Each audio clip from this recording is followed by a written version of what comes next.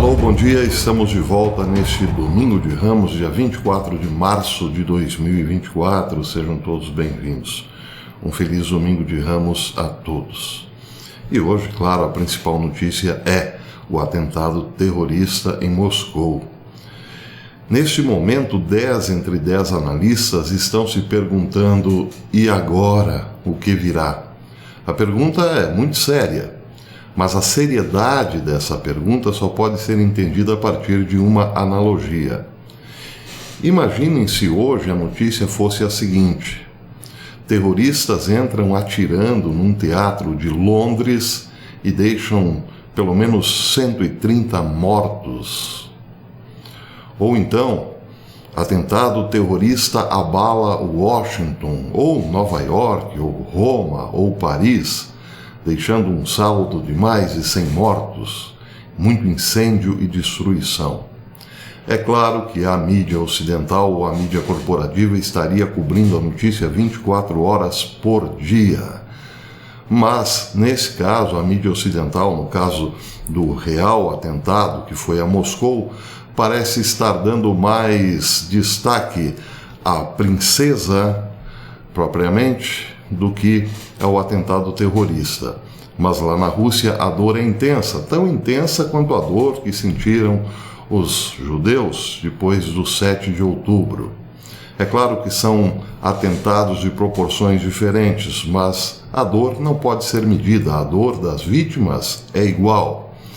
E isso é uma ferida aberta para o mundo, segundo muitos analistas. Daí porque estão se perguntando: e agora o que virá?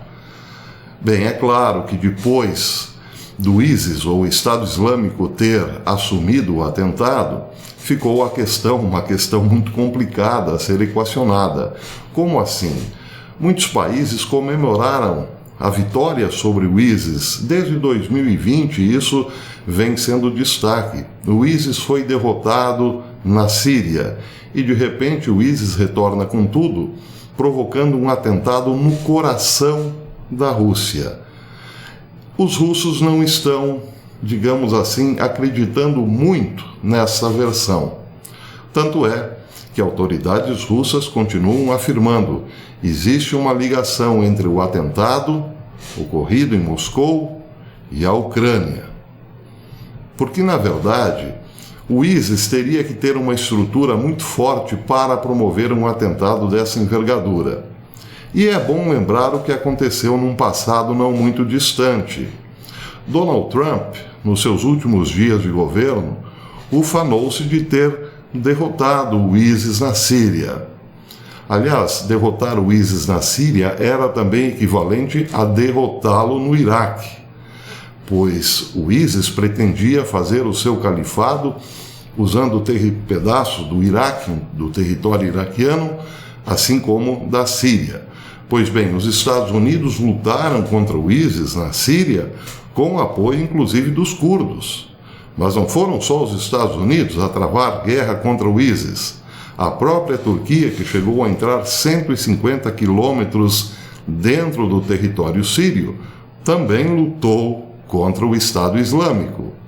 Mas o exército regular de Bashar al-Assad fez o mesmo, apoiado, claro, pela Rússia. Então, com tantas batalhas perdidas, era de supor que o ISIS desapareceria. No entanto, o ISIS migrou, quis fundar ou refundar o seu califado no Sahel africano, essa imensa área no norte da África. Pois bem, seria possível que do norte da África o ISIS se rearmasse para provocar um forte atentado em Moscou? Se for esse o caso, justifica-se perguntar: quem está por trás do ISIS? Não é possível que depois de ser praticamente derrotado no Iraque e na Síria, o ISIS teria capacidade para se fortalecer rapidamente a ponto de driblar os sistemas de inteligência tanto do Ocidente quanto da Rússia. Houve sim uma grande programação, um treinamento extensivo para a realização deste ataque, com muitas relações com o Ocidente e também o leste da Europa, a ponto de supor que o ISIS tinha, sim, uma excelente estrutura. Então a pergunta, ela tende a ser impertinente. Como eles conseguiram sem um apoio extraordinário de algum ator que ainda não apareceu? Bem, na medida em que essas coisas forem sendo reveladas, ou na medida em que a Rússia descobrir a verdade por trás desses fatos, é claro que entraremos numa outra fase desta Terceira Guerra Mundial. Aliás, eu quero lembrar aos amigos que hoje temos 3 datas que podem, sim, efetivamente serem pensadas como as datas que mudaram o mundo. A primeira, é claro, 11 de setembro, lembram? Das Torres Gêmeas? Pois é. De 11 de setembro para cá, os estados tornaram-se poderosíssimos numa luta que a princípio deveria ser contra o terrorismo, mas acabou sendo uma forte influência dos estados na investigação dos cidadãos. O 11 de setembro mudou o mundo por isso, deu um poder extraordinário aos estados de investigar as nossas vidas na sua luta contra o terror. A outra data que também está mudando o mundo é o 7 de outubro. O resultado prático do 7 de outubro é que a faixa de Gaza praticamente não existe mais.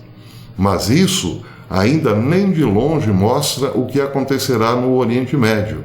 Será tudo diferente de outubro para cá. E agora, 22 de março, a data em que o coração da Rússia foi ferido. E, é claro, espera-se também uma forte resposta ou um desencadear de acontecimentos que mude ainda mais este trágico cenário do século XXI em que vivemos. Vamos aguardar, meus amigos, porque coisas muito pesadas virão daqui para frente. Muito mais do que já enfrentamos de 2020 para cá. Bem, feito esse comentário, vou fazer um rápido apanhado do noticiário em relação ao atentado.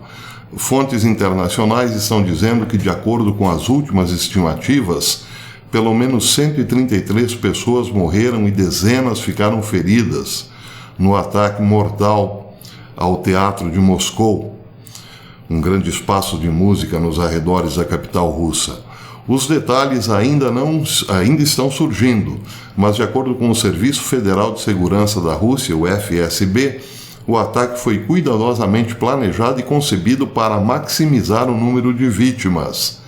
Uma investigação sobre o incidente está em andamento. Bem, outras fontes de mídias dizem que 11 pessoas, incluindo 4 terroristas, que estiveram diretamente envolvidos no tiroteio mortal, foram detidas, informou o FSB em comunicado ontem, sábado. Segundo o Serviço de Segurança, as armas utilizadas no tiroteio foram previamente guardadas num esconderijo. Não foi revelado aonde, a origem dessas armas, nem onde estavam guardadas. O Comitê de Investigação da Rússia também confirmou que 4 suspeitos que cometeram o ataque terrorista ao teatro em Moscou foram detidos na região de Briansk, não muito longe da fronteira com a Ucrânia. Segundo as autoridades, os terroristas planejavam fugir para a Ucrânia. Em relação ao número de mortos, segundo a Comissão de Investigação, na tarde de sábado, o número de mortos no ataque era de pelo menos 133 pessoas.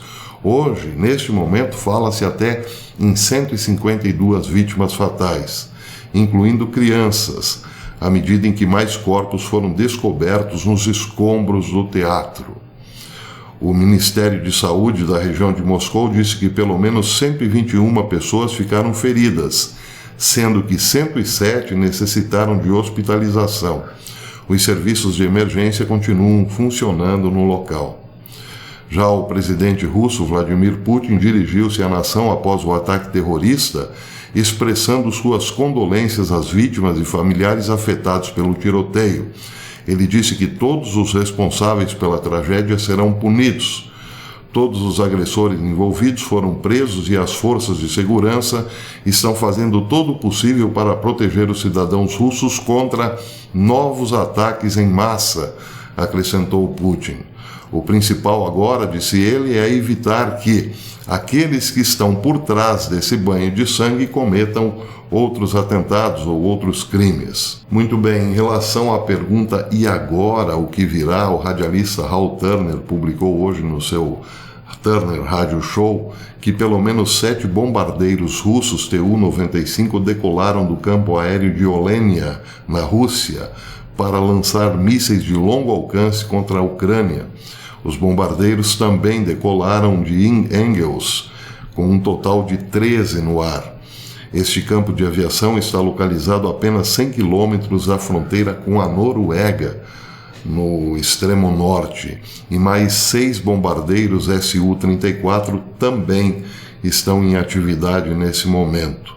A Ucrânia está em alerta máximo para ataques com mísseis de longo alcance, disse o radialista. Sobre o que já se sabe em relação ao atentado é que pelo menos foi identificado positivamente um dos terroristas como Rustam Aziev, que é, para complicar as coisas, um ex-soldado ucraniano, disse Hal Turner, que serviu em 2022 como atirador do exército ucraniano.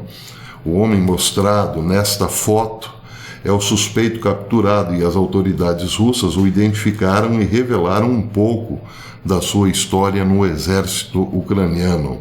Em relação a isso, o Sputnik trouxe um comentário de Sergei Goncharov, um veterano da unidade antiterrorismo da elite Alfa, da elite russa Alfa, que disse o seguinte: "Só há uma maneira de qualificar o que aconteceu. Foi um ato terrorista, o que significa que as pessoas inocentes foram feridas, eles foram simplesmente executados. O que aconteceu na sexta-feira foi uma tragédia terrível e, creio, um elo de uma corrente. Portanto, penso que a Ucrânia rejeitará a responsabilidade, porque ninguém aprova publicamente ataques terroristas. Mas, em qualquer caso, disse ele, não vejo nesse momento nenhum fator que nos possa afastar da ligação ucraniana. Poderia ter sido alguma outra organização, mas não tenho dúvidas de que foi provocada pela Ucrânia." Ele é, como disse, um capitão aposentado da equipe Alfa. Diz o Sputnik que, especificamente, Goncharov acredita que o chefe de inteligência militar ucraniana, Kirilo Budanov, que já havia ameaçado repetidamente atingir os russos, é o responsável mais direto pela carnificina da sexta-feira. Bem, não é só o Sputnik a relembrar frases ditas no passado. O InfoWars hoje lembrou uma frase da neocon Victoria Nuland a respeito da Rússia, uma frase em que ela ameaçava a Rússia de uma guerra fora dos padrões, por assim dizer, uma guerra assimétrica.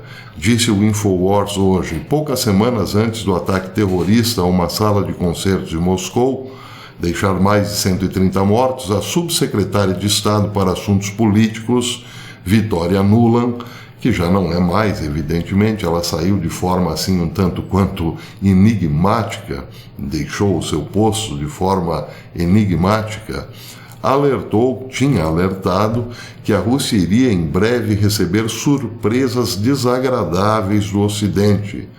Nuland prometeu no mês passado que a Rússia seria em breve alvo de uma guerra assimétrica, numa tentativa do Ocidente mudar a maré do conflito na Ucrânia. Com 60 bilhões de dólares suplementares, disse ela, a administração Biden solicitou ao Congresso para que possamos garantir que a Ucrânia não só sobreviva, mas também prospere. Isso foi dito no mês passado. Ela disse mais, com este apoio em 2024, nós poderemos ajudar e garantir que a Ucrânia continue lutando, se refazendo, se recuperando e se reconstruindo.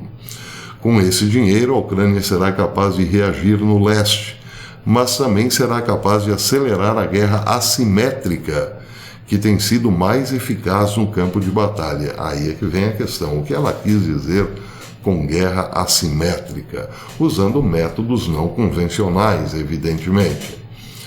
E como disse em Kiev, segundo palavras de Nuland, como disse em Kiev há 3 semanas, esse financiamento suplementar garantirá que Putin enfrente algumas surpresas desagradáveis no campo de batalha este ano. O regime Biden, diz o Infowars, e outras agências de inteligência foram rápidos em culpar o ISIS depois que o grupo terrorista assumiu a responsabilidade pelo ataque.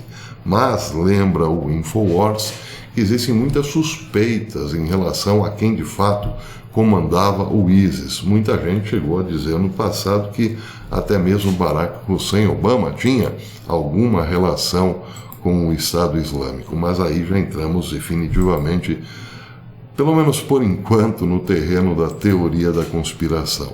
O fato é que, sim, muita gente está lembrando agora que a poderosa, então poderosa Victoria Nuland queria colocar a Rússia dentro de como alvo de atentados não convencionais, porque não por outra razão ela usa o termo guerra assimétrica. Nesse momento, então, tudo que foi dito no passado passa a ter uma importância maior. Aquilo que foi, digamos, negligenciado pela grande mídia ou passou despercebido, hoje tem um valor muito maior, muito mais forte, ecoa muito mais forte.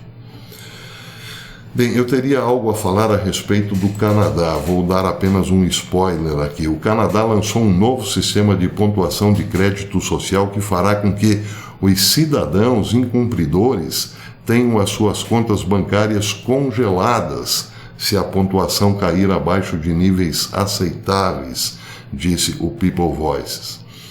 No rescaldo do comboio de caminhoneiros, o regime de Trudeau está radicalizando o sistema bancário do país para tornar impossível aos cidadãos expressarem a sua oposição à tirania governamental.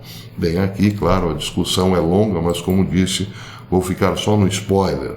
Mas outra matéria, essa do Great India, diz o seguinte: um relatório secreto da Polícia Montada, a Real Polícia Montada do Canadá, a RCMP, disponibilizado na sequência de um pedido de acesso à informação por Matt Malone, alertou que os canadenses podem revoltar-se quando perceberem a extensão de suas dificuldades financeiras.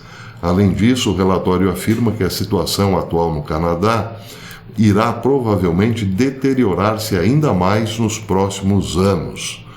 Uma avaliação confidencial da RCMP alertou o governo federal para a possibilidade de agitação civil no Canadá se as pessoas tomarem conhecimento de suas terríveis circunstâncias econômicas. Ou seja, muita gente será cancelada do sistema bancário, que estará atrelado ao sistema de crédito social.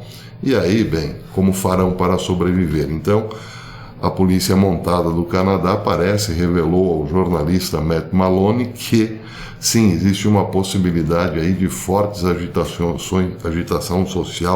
fortes agitações sociais no país nos próximos anos. Pois essa é a política de Trudeau, não é?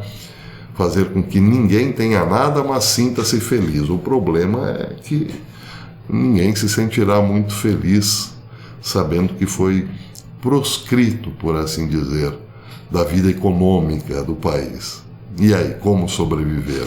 Bem, muita gente diz, poderão sobreviver com criptomoedas, mas aí é preciso criar um mercado para isso. Aliás, o mercado de criptomoedas existe, mas é muito difícil comprar um pão ou um leite na padaria com criptomoedas, não é mesmo? Esse é o problema.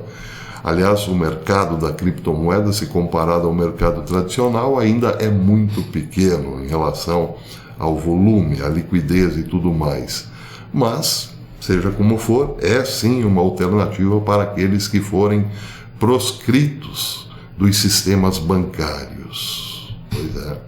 Já pensaram se esta moda pega por aqui? Feliz Domingo de Ramos na medida do possível, ou melhor. A vitória de Nosso Senhor é certa, mas nós estamos atravessando uma fase muito difícil agora. Daí porque precisamos sim, a cada dia que passa, nos conscientizarmos mais de que esta também é uma batalha espiritual. E o Senhor já a venceu. Feliz Domingo de Ramos nesse sentido, nessa perspectiva, na vitória do Senhor. Até depois, se Deus quiser.